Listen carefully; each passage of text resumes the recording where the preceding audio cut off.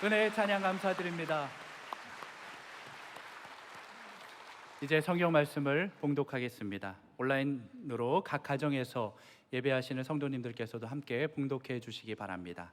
오늘 우리에게 주시는 하나님의 말씀은 요한복음 15장 4절 5절의 말씀입니다. 제가 가지고 있는 성경은 신약 성경 173페이지입니다. 요한복음 15장 4절 5절의 말씀을 함께 합독하시겠습니다. 읽겠습니다. 내 안에 거하라. 나도 너희 안에 거하리라.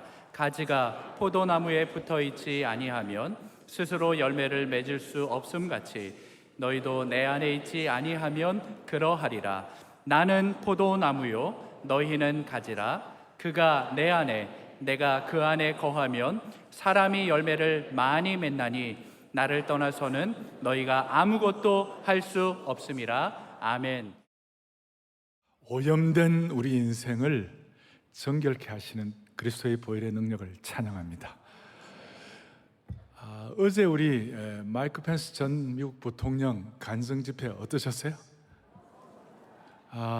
저는 참 감사한 게 어떤 사람이 드러나는 시간이 아니라 우리 하나님 드러나는 시간 된 거 너무 감사하고, 그 다음 하나님이 영광 받으신 줄로 믿습니다.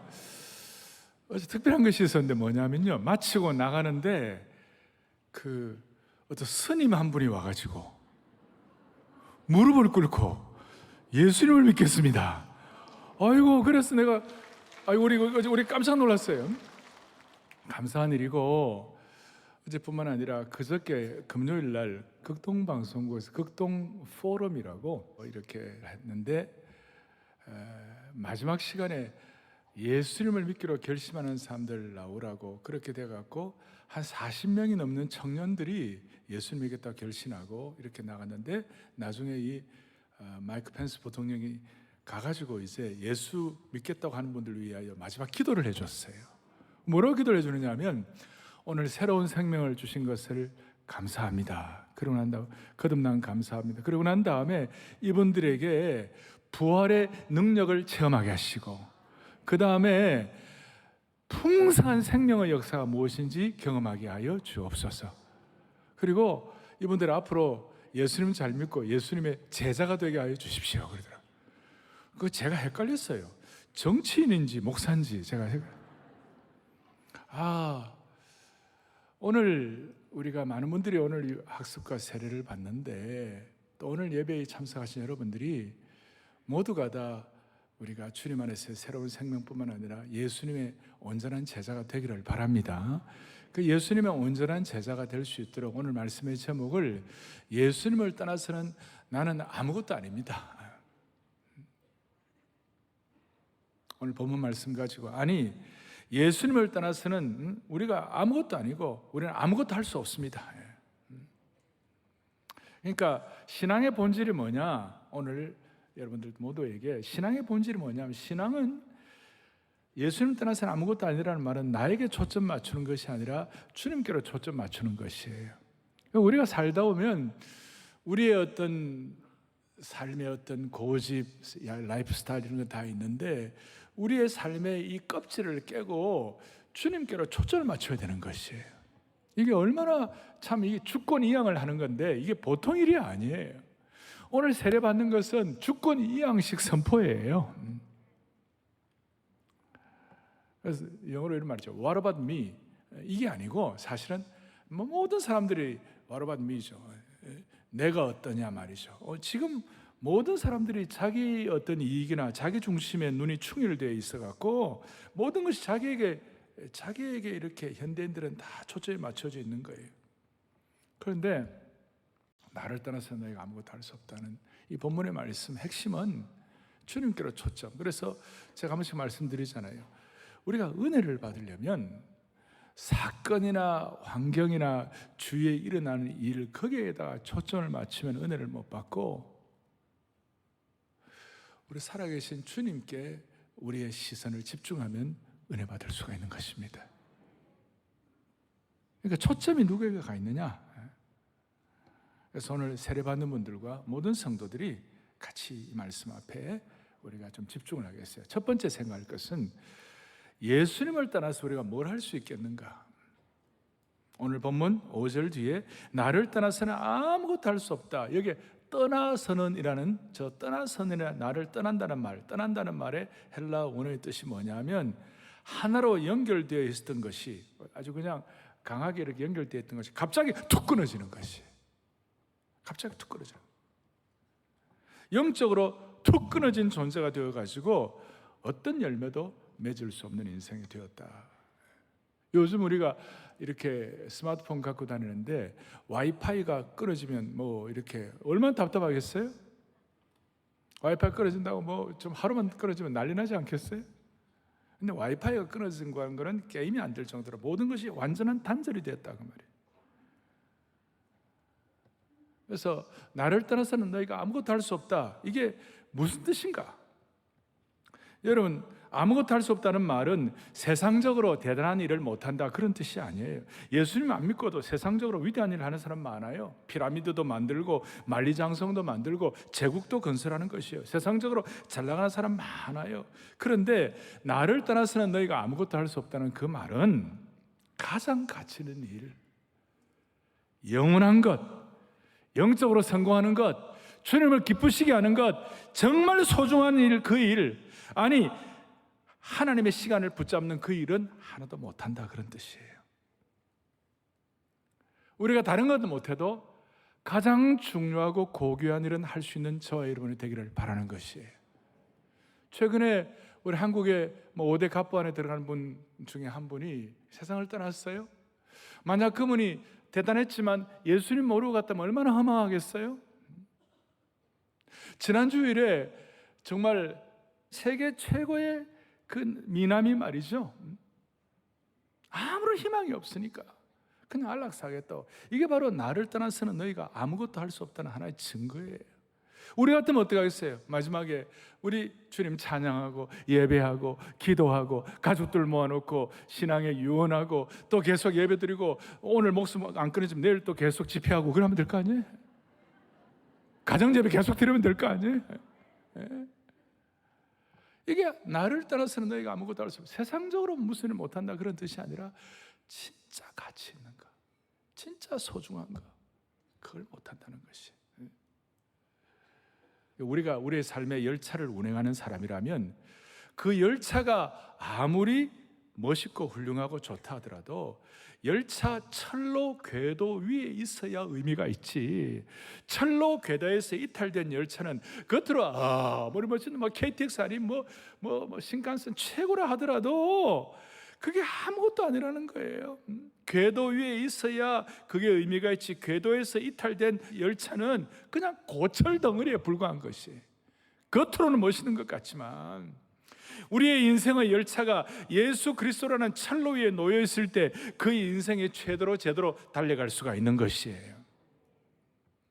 저는 어릴 때 저희 부친이 자주 너의 인생의 포부의 수레를 그리스도에게 메고 달려가라 그랬어요. 누구에게 본 것도 아니고 그냥 저 어릴 때 들은 거예요. 포부의 수레, 내 인생의 소망, 사명, 내 인생의 비전과 꿈을 그리스도에게 메고 달려가라. 그건 저희 선대의 어른이 그래 주셨다면 저는 저희 세대의 사람들에게 또 저와 함께 사역하고 섬기는 우리 성도들에게 부탁하는 것은 뭐냐면 저는 한 단계 더 올라가가지고 여러분의 인생의 열차를 그리스도의 철로라는 궤도 위에 올려놓으라는 것이에요. 우리의 인생의 철로를. 저 휴전선 가면 철도가 다 끊어져 있어요. 그 가면 철만은 달리고 싶다. 우리의 인생의 열차가 달려야 하는데 인생의 철로를 제대로 궤도를 제대로 올려놓아야 되는 것이, 그것이 주님을 떠나서는 아무것도 할 수 없다 그런 뜻이에요. 그리고 누울 수 없는 인생을 살도록 만들어 주실 것입니다. 그러니까 나를 떠나서는 아무것도 할 수 없다는 무슨 뜻인가? 두 번째로는 누가 이 말씀을 하셨는가? 여러분, 누가 이 말씀하셨죠? 예수님이 말씀하셨어요. 예수님이 직접 하신 말씀이에요. 여러분, 우리 예수님은 겸손하시고 온유하시고 섬기시고 정말로 이렇게 참 겸하신 분 아닙니까? 그런데 그분께서 어떻게 이렇게 강한 말씀 하실 수 있나요? 나를 떠나서는 너희가 아무것도 못한다. 어떻게 이렇게 강한 말씀하실 수 있나요? 아마 예수님 믿지 아니하고 영적으로 은혜가 없는 사람 입장에서 볼 때는 거의 이게 뭐 과대망상적인 말 아닙니까? 그렇게 온유하시고 그렇게 겸손하신 주님께서 나를 떠나서 너희가 아무것도 할 수 없다는 말이 무슨 뜻이에요? 아니, 이 말을 누가 감히 할 수 있겠어요? 누가 이 말씀하셨는가? 주님이 말씀하셨다면 무슨 뜻인가 하면 주님께로 접붙여진 인생, 영이 통하는 인생, 주님이 주인이신 것을 고백하는 인생만이 깨달을 수 있는 거룩하고도 영광스러운 신령한 선포. 예수 믿지 않는 사람들은 그냥 껍데기로 아무것도 아닌 것 같이 되고 아무것도 뭐 이렇게 연결이 안 되지만 주님과 연결된 인생만은 이 말씀의 뜻이 어떤지를 제대로 깨닫고 말씀의 깊은 신비 속으로 들어간다, 그런 뜻이에요. 자, 오늘 말씀의 배경은 14장의 22절에 가룟인 아닌 유다가 이르되, 그냥 보면 유다가 말한 것 같아요. 여러분, 가룟인 아닌 유다가 누구냐면 예수님의 제자 가운데 다데오라는 제자가 있어요. 그 다데오가 뭐냐면 어찌하여 예수님을 우리에게는 나타내시고 세상에는 이렇게 안 하십니까? 어떻게 우리에게만 이렇게 깊은 진리를 말씀하시고 세상 사람들에게는 말씀하지 않으십니까? 그럴 때 주님께서 성령으로 말씀하시고 오늘 이 말씀을 하시는 것이에요. 주님께 접붙여져 있어야만 하늘의 신령한 선포, 거룩한 음성을 들을 수가 있는 것이다. 껍데기 말씀에게만 가 있지 아니하고 말씀의 깊은 신비 속에 들어가는 것이다. 여러분이나 저는 우리의 미래가 어떻게 결정될지 다 몰라요. 우리의 미래가 어떻게 될지 잘 몰라요. 그러나 말씀의 깊은 신비를 깨달으면 주님이 우리의 미래를 책임져 주실 줄로 믿습니다. 이걸 깨닫는 것이에요. 세상 사람들은 모르는 것이에요. 그러니까 신비한 말씀 속에 들어간다, 그런 뜻이에요. 오늘 세례받는 모든 분들 말씀의 껍데기가 아니라 말씀의 깊은 신비함 속에 그 닫힌 문을 열고 들어가는 축복을 받기를 바라는 것이에요. 어제 그런 얘기 했잖아요. 본인은 펜스 부통령이 그런 얘기 했잖아요. 본인은 말씀을 통하여 뭐 지혜도 얻지만 더 중요한 것은 말씀을 순종하기 위하여 성경을 읽는다고. 그 말씀의 깊은 신비 속에 들어간 분이 할 수 있는 내용인 것이에요. 자, 누가 이 말씀을 하셨는가? 예수님이 말씀하셨어요. 그리고 이 말씀하신 이유는 주님을 제대로 구세주로 고백하고 세례받고 하나님과 영적으로 통해 있는 사람들은 껍데기가 아니라 말씀의 깊은 신비 속으로, 오늘 다데오가 말한 대로 세상 사람들에게는 말 안 하지만 주님의 제자에게는 깨닫게 하신 그 말씀 속으로 들어가는 것이다. 또 하나 이 말씀 가운데 어떤 뜻이 있는가? 우리의 삶의 에너지, 영적의 에너지, 삶의 기쁨, 삶의 능력, 삶의 모든 리소스를 주님께로부터 받는 것이다, 그런 뜻이에요. 그리고 오늘 15장 4절에 보니까 이렇게 나와 있죠. 포도나무에 붙어 있어야 열매를 맺을 수가 있다. 나를 떠나서는 아무것도 할 수 없다는 그 말은 다른 것이 아니라 여러분과 저의 삶의 가장 중요한 에너지와 원천이 뭐냐? 예수님께로부터 받는 것이다, 그 말이에요. 그래서 오늘 이렇게 예배를 드리는 것이에요. 그래서 우리가 이렇게 세례를 받는 것이에요. 세례는 예수님의 명령을 순종하는 것이거든요. 주 없이 살 수 없네. 세월이 흐르고 이 깊은 고독 속에 내 생명 끝나도 내 주는 나의 생명 또 나의 힘이라. 할렐루야. 나의 기쁨, 나의 소망 되시며 나의 생명이 되신 주, 밤낮 불러서 찬송을 드려도 늘 아쉽다고, 그거는 주님이 내 삶의 에너지의 원천이다라고 고백하는 분들이 할 수 있는 선포라는 것이에요. 여러분, 어디서 오늘 고린도 후서 5장 14절에 보니까 이런 말, 그리스도의 사랑이 우리를 강권하시는도다. 예수님 사랑하고 예수님 사랑받는 것이 내 인생의 최고의 영적 리소스다, 이 말이에요. 영적 최고의 원천이다, 자원이다, 이 말이에요. 오늘도 세례를 받지만 이 세례가 주님을 사랑하는 것이 동기가 되어서 세례받는 것입니다. 여러분, 이 자리에 와서 예배드리는 것 우리 힘으로 온 것 같지만 주님이 우리를 사랑하셔서 이 자리에 우리를 부르신 것이에요. 그리고 부르셔서 예배드리는 동안에 주님을 향한 사랑이 다시 한번 새로워지는 것이에요. 주님을 향한 사랑이 리프레시 되는 것이에요. 이걸 누가 말씀하셨는가? 그 겸손하신 예수님께서 말씀하셔서 우리에게 말씀의 깊은 차원으로 들어가게 하신다. 말씀의 문이 열리게 하신다. 하늘의 신령한 선포가 깨닫게 하신다. 세상 사람들은 힘을 어디서 얻습니까? 건강과 재물로부터 힘을 얻고, 자기 신념과 사상으로부터 힘을 얻고, 자기 어떤 열심과 욕망으로부터 힘을 얻습니다마는 예수 믿는 사람들의 능력이 원천이 무엇인가? 주님 없이는 나는 아무것도 아닙니다. 주님 사랑하고 사랑받는 것이 우리의 동기가 되는 것입니다. 정리를 하십시다. 우리가 예수님이 없다면 우리가 어떻게 살겠어요? 저는 한번 생각해 보세요. 여러분, 예수님이 없는 장례식 한번 생각해 보세요.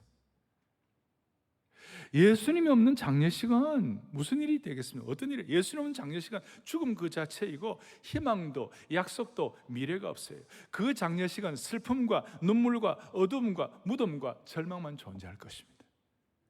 그러나 예수님이 있는 장례식은 벽이 아니라 문이 되게 하시고 영광의 궁전에 입성하는 시간이 되는 것입니다.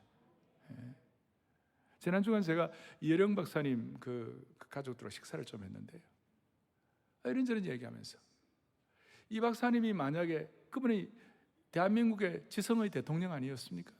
그분이 대단한 분이었지만 만약에 나는 천국의 실존을 믿는다, 그리고 죽음 이후의 세계를 믿는다, 그거 없었더라면 그의 지성은 그냥 그걸로 끝났을 것이에요. 어떻습니까? 그러니까 예수님이 없는 결혼식 한번 생각해 보자고요. 예수님이 토대가 안 되는 결혼식은요, 제가 뭐 잘은 모르지만 어느 정도 짐작할 수 있는데요, 매달마다 사고 날 거예요. 결혼하고 난 다음에 매년마다 지진이 일어날 거예요. 왜냐하면 우리가 중심이니까, 자기 중심이니까 흔들릴 수밖에 없는 거죠. 그런데 예수님이 만세만삭 되시면 좀 힘들더라도 주님 때문에 다시 초점을 맞추고 주님을 향하여 우리의 시선이 흐려지지 아니하면 서로가 주님 앞에서 힘의 원천을 주님 사랑하는 데서 얻게 되면 다시 양보하고 그렇게 하는 거예요. 맞습니까? 예수님 없는 장례식, 예수님 없는 결혼식, 아니 오늘 예수님 없는 세례식 한번 생각해 보십시오. 세례가 예수님을 세례한다, 이 말도 안 되는 거죠. 우리의 세례는 예수님의 고귀한 명령을 순종하여 세례하는 것이에요. 이건 우리 개인의 삶도 마찬가지예요. 예수님 없는 자녀 교육 상상도 안 되는 것이에요. 요즘 아이들 어떻게 합니까? 제가 서울에 18, 19살 때 올라와가지고 너무 돈이 없었어요. 내가 우리 부친한테 편지를 하면서 아버지 돈 좀 보내달라고. 그러니까 우리 부친이 뭐냐면 나는 돈이 없다, 하나님께 구해라 그러더라고요. 이야, 하나님께 구해라. 그때는 좀 소소했지만 가만 생각해 그 말씀이 맞는 것이에요. 여러분, 자녀 교육 예수님 없이 어떻게 합니까? 이거는 우리 민족도 마찬가지. 민족의 흥망성쇠도, 세계 각국의 이 세계 역사를 봐도 세계 역사의 흥망성쇠도 예수님 없으면 아무것도 아닌 거예요. 그 2차 세계대전 말기에 독일이 막 힘을 쓰고 이럴 때 덩케르크 전쟁이라고 있어요. 덩케르크 그 전투가 있었어요. 그때는 히틀러의 부대가 공중에 이 폭격이 독일이 압도를 했어요. 영국이 다 망하게 됐는데 갑자기 독일이 폭격하는데 안개가 그냥 확 짙어져 가지고 영국 군들이 기도를 많이 했겠죠. 안개가 확 짙어져 가지고 무사히 어떻게 영국 군인들이 이렇게 나올 수가 있었어요. 그래 나와가지고 그 힘과 미군들 연합군들의 힘을 합쳐가지고 2차 세계대전 말기를 승리할 수가 있었던 것이에요. 그리고 안개가 낀 거 저는 그냥 그대로 된 것이 아니라 하나님께서 개입하셨다고 믿는 것이에요. 하나님 있는 전쟁, 없는 전쟁 차이가 그렇게 큰 거예요. 예수님 있는 전쟁, 우리 6.25 때 어떻게 됐습니까? 러시아가 상임이사국 소련이 참전하는 그것도 하나님이 역사하신 것이고, 저 우리가 다 이렇게 북한에 저기 밀려가지고 저쪽 부산 쪽 남았을 때 거기 초량교회 모여가지고 눈물로 기도할 때에 하나님이 역사하셔서 인천 상륙 작전 하게 하신 줄로 믿습니다. 그 하나님 있는 역사에 하나님 있는 역사. 지금도 민주화와 산업화 어떻게 가능한가? 뭐 별 논문이 나오고 많은 평가를 하지만 결국은 하나님이 개입하셔서 그렇게 하신 것이에요. 한국 교회와 한국 성도들이 우리 옛날에는 그냥 부정적인 사고가 팽배한 이 사회 속에서 나를 떠나서는 아무것도 할 수 없지만 반대로 예수님이 함께하면 다 할 수 있다 이것이에요. 내게 능력 주시는 주님 안에서는 모든 것이 가능하다 이 말이에요. 이것이 신앙적으로 한국 교회가 교육하고 이렇게 하게 되니까 그 은혜를 받아가지고 산업화와 민주화가 한국 교회를 통하여 가능하게 된 줄로 확신하는 것이에요. 여기에 대해서 여러분 철저하게 거룩한 역사의식으로 무장이 되어야 되는 겁니다. 주님을 떠나서는 민족도 아무것도 없는 거예요. 여러분 여리고성이 어떻게 무너졌습니까? 백성들은 하늘이 아무것도 없어요. 홍해가 어떻게 갈라졌습니까? 백성들은 하나님께 하나도 없었어요. 주님께서 하게 하신 것이에요. 그러니까 무슨 말입니까? 주님 없으면 아무것도 못한다는 말은 주님 안에서는 가능하다 그 말이에요. 그러니까 욥기 12장 23절에 보면 다 같이 우리 읽겠습니다. 민족들을 커지게도 하시고 다시 멸하기도 하시며 민족들을 널리 퍼지게도 하시고 다시 끌려가기도 하시고, 그 민족의 제국의 흥망성쇠가 주님께 달려있다. 나를 떠나서니란 말이 무슨 뜻인가? 누가 이 말씀을 하셨는가? 우리의 삶의 근원이 무엇일까?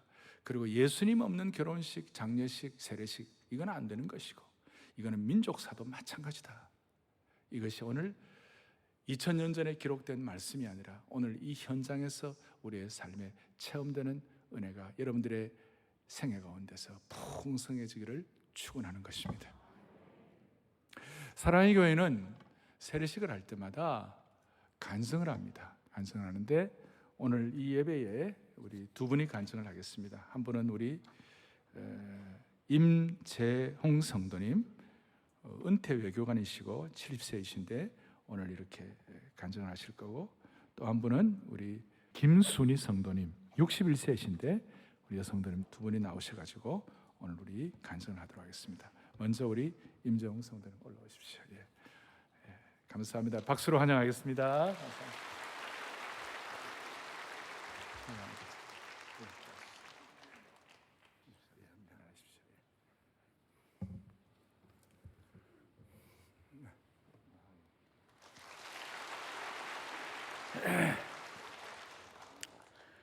저는 10년 전 외교부를 퇴직하고 지금 70을 바라보고 있습니다. 지난 70년 세월을 뒤로 하고 우리 주 예수 그리스도를 마음으로 영접하게 되어 기쁜 마음입니다. 오늘 아내와 함께 부부가 세례를 받게 하시는 예수님의 사랑과 은총에 감사드립니다. 저는 매년 때가 되면 조상 제사를 지내고 어머니는 절에 불공을 드리러 다니시는 유교 가정에서 자랐습니다.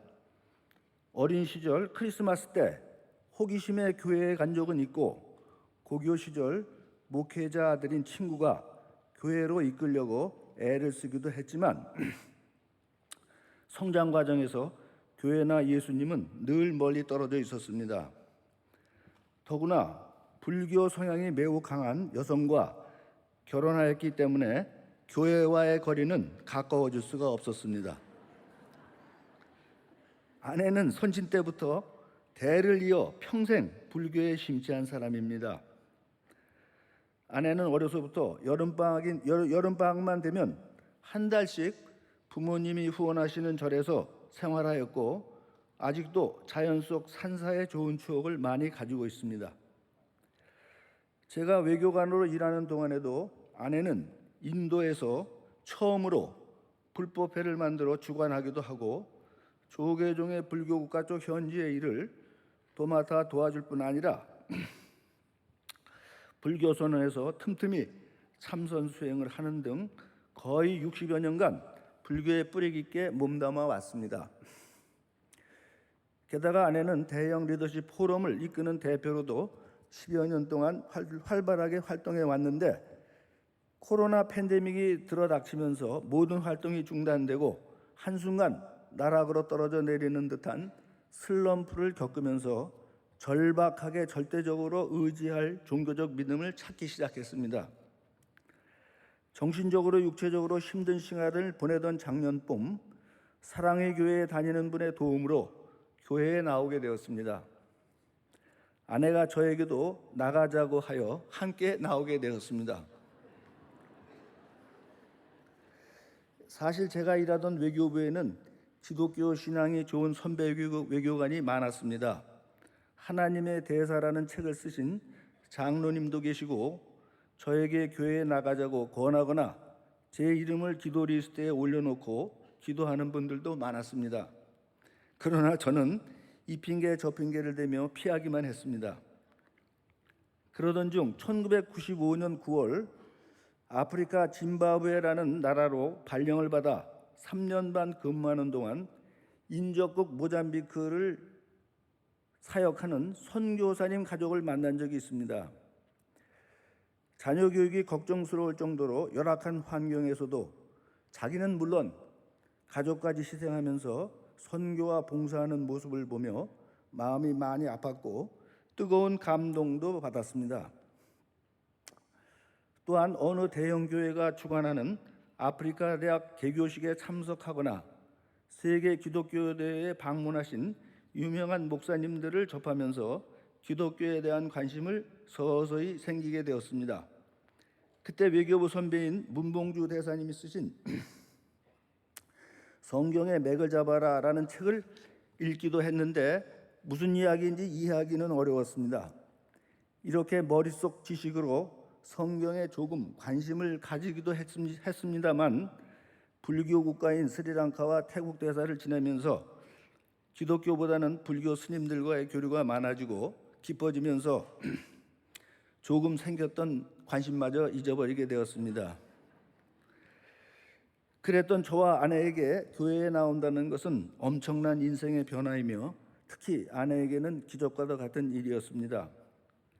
저는 사실 수년 전부터 서초역을 지날 때마다 사랑의 교회의 웅장하고 아름다운 건축미를 보며 감탄하고 있었고 하나님의 본질은 사랑인데 이름 참 잘 지었네 라는 생각을 하던 터라 아내가 어려움 속에서 사랑의 교회에 나가자고 했을 때 저는 선뜻 함께 나올 수가 있었습니다. 교회에 처음으로 나오는 작년 5월 2일 교인 등록과 곧바로 새가족 모임에 참석하기 위해 저희 부부가 교회 광장에 도착했을 때 미국 보스턴에 살고 있는 딸로부터 국제전화가 왔습니다. 사유가 그동안 기다리던 MIT 종신교수로 임명되었다는 것이었습니다.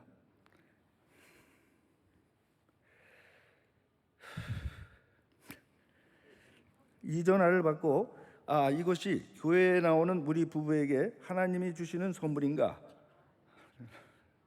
라는 생각을 하지 않을 수가 없었습니다. 우리 부부를 사랑의 교회로 이끌려는 하나님의 사랑이라고 생각하였습니다. 그런데 아내는 작년 8월 19일 2차 백신 접종 후부터 두드러기를 동반한 극심한 부작용으로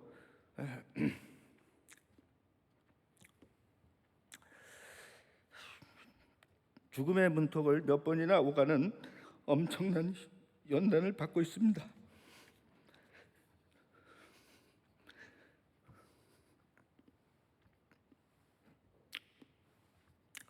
삶을 포기할 정도의 어려움이어서 하나님을 붙들고 있지 않으면 견딜 수 없는 극한 상황을 겪고 있습니다.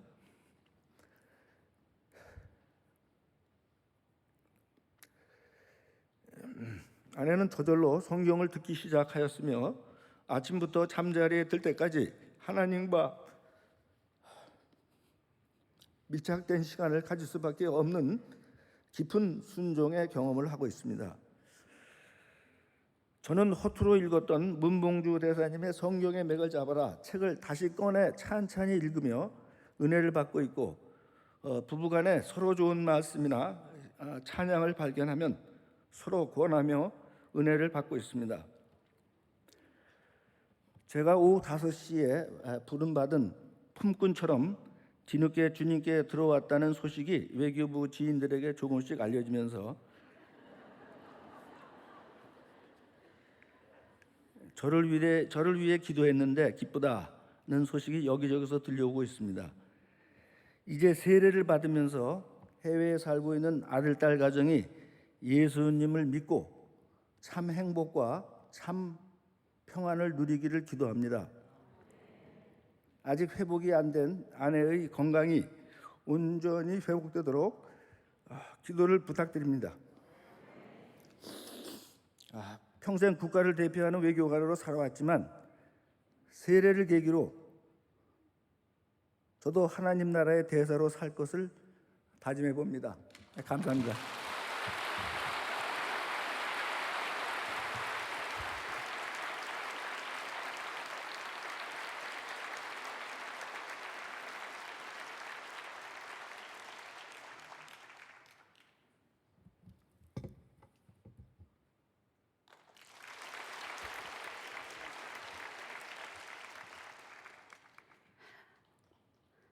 마음속 미치광이를 잠잠하게 하신 하나님, 모든 인간의 마음속에는 선과 악이 존재합니다. 선한 마음이 작용할 때는 조금 이타적인 행동을 하고, 악한 마음이 선한 마음을 지배하면 악한 행동을 합니다. 이 세상에는 인간 본능을 통제할 수 있는 자율률이 없기 때문에 저 또한 이러한 악에서 자유로울 수 없었습니다. 남편 사업에 거듭되는 실패와 저의 꿈이 좌절될 때 제 마음속 미치광이가 꿈틀거렸고, 저의 의지만으로는 이러한 미치광이를 도저히 제어할 수 없었습니다. 그러한 상황에서 저는 정상적인 삶을 도저히 영위할 자신이 없었습니다. 2019년 7월 평소에 알고 지내는 사랑의 교회 순장님을 찾아가서 저를 사랑의 교회로 인도해 줄 것을 요청했습니다. 세상적인 눈으로 볼 때 저는 남부러울 것 없어 보이는 중년 여성이지만 실제 저의 삶은 기쁨이 없었습니다. 자녀가 없어서인지 저의 마음 한구석은 늘 공허하였습니다.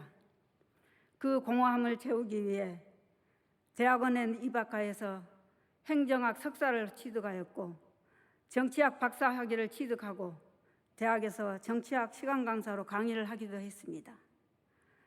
저는 어느새 지금 환갑에 이르렀고, 제가 알고 있는 지식을 사용하여 명예를 누리고 싶었으나 현실의 벽은 매우 높았습니다. 제가 박사 학위를 취득하여 대학 강단에 서고 정치 활동을 시작하려고 하자 저의 남편은 불안해하기 시작하였습니다. 험난한 정치판에 발들이지 말고 남편의 사업에 조력해 줄 것을 원하였습니다. 정치 활동에 대한 저의 열정과 출세욕으로 패기 넘쳤던 저는 점점 기쁨과 웃음을 잃어갔고, 남편에 대한 원망은 비난의 화살로 표출되었습니다. 저의 모든 언어는 도전적이 되었습니다. 이러한 저를 두고 남편은 어느 날 저와 살면서 단 하루도 마음이 편한 적이 없었고, 집이 지옥과 같다고 토로했습니다. 이 모든 것이 진흙탕 속에 빠져 허우적거리는 상황 하에서 저는 심신이 지칠 대로 지쳐 잠을 이루지 못했습니다. 수면제에 의존하게 되었고, 남편은 알코올에 중독되어가는 악순환의 반복이었습니다. 이러한 상황에서 사업이 제대로 될 리 없었고 급기야 파산 위기에 직면하였습니다. 경제적 어려움까지 겹치게 되자 저는 남편이 너무 미웠습니다. 저 사람이 죽어야 제가 살겠다는 마음속 미치광이가 점점 저를 삼키려 들었고, 그때의 저는 마치 브레이크가 고장난 채 질주하는 자동차와 같았습니다. 저도 모르게 하나님 계신다면 오늘 밤이라도 저 좀 데려가 주세요 라면서 절규하고 절망의 눈물로 밤을 지새울 때 저의 여동생으로부터 간증 동영상을 받아보게 되었습니다. 그때부터 찬송가를 듣고 우연히 사랑의 교회 옥하는 목사님의 로마서 강해를 들으면서 잠을 청하면 잠이 들곤 하였습니다. 설교 내용을 통해서는 성냄과 입으로 짓는 말로 짓는 자기 죄에 대한 성찰을 할 수 있는 계기가 되었습니다. 이러한 동기로 제가 사랑의 교회로 나가서 처음 한 달간은 예배 시작과 함께 끝날 때까지 눈물로 회개 기도를 드렸습니다. 제 인생의 걸림돌로만 여기며 미워했던 남편의 선한 눈망울이 떠올려졌고 저의 기도는 주님, 저의 남편의 아픈 영혼을 치유해 주소서라는 기도밖에 안 나왔습니다. 이러한 기도의 눈물로 회개하고 예배를 드렸지만 집에 와서 남편의 얼굴만 보면 또다시 화가 치밀어 오르면서 암담한 현실에 신앙은 흔들렸습니다. 코로나로 인하여 교회에 나가지 못할 때는 집에서 온라인 예배와 신앙 서적을 읽으면서 제가 왜 예수님을 믿어야 하는가 하는 당위성을 찾았습니다. 오정현 목사님의 설교를 통해서는 예수님을 믿는 사람의 삶은 기쁨과 감사로 채워나가야 함을 깨닫게 되었습니다. 우리가 기억해야 할 것은 이 세상에는 완전한 의인은 한 사람도 없고 오직 죄 지은 인간만 있다라는 전도서 7장 20절을 통해서 제 자신이 너무도 큰 죄인이라는 사실을 깨닫게 되면서 제가 어떤 사람인지 객관적으로 성찰할 수 있는 계기가 되었습니다. 그동안 제가 영광이라 여기고 쫓았던 부와 명예는 주님의 눈에 먼지보다 못한 미미한 것이었음을 깨달았습니다. 남편에 대한 원망으로 가득했던 남편의 존재가 이제는 너무나 소중하고 감사한 존재가 되었습니다.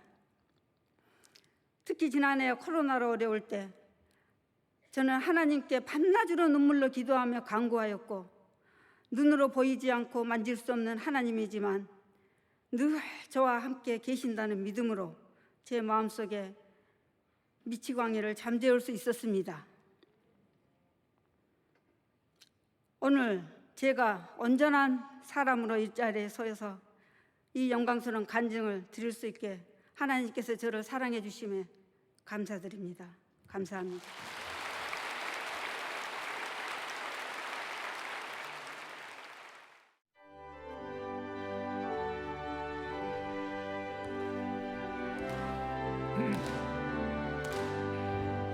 수없이 살 수 없는 죄인의 구주여 그 귀한 몸에 피로 날 구속하소서 구주의 사랑으로 흘리신 보혈이 내 소망 나의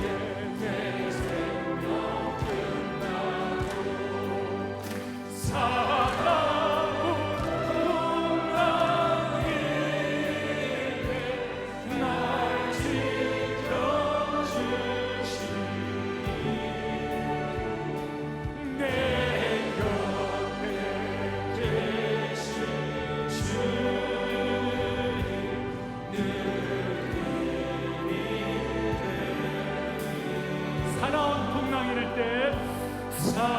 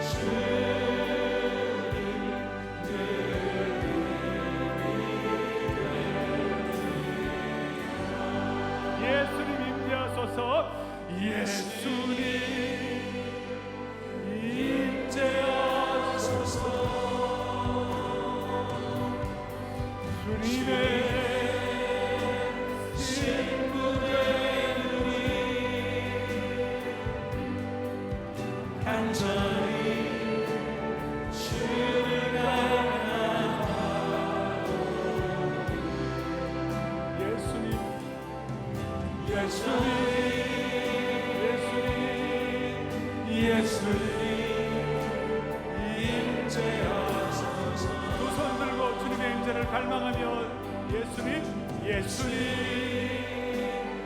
임재하소서.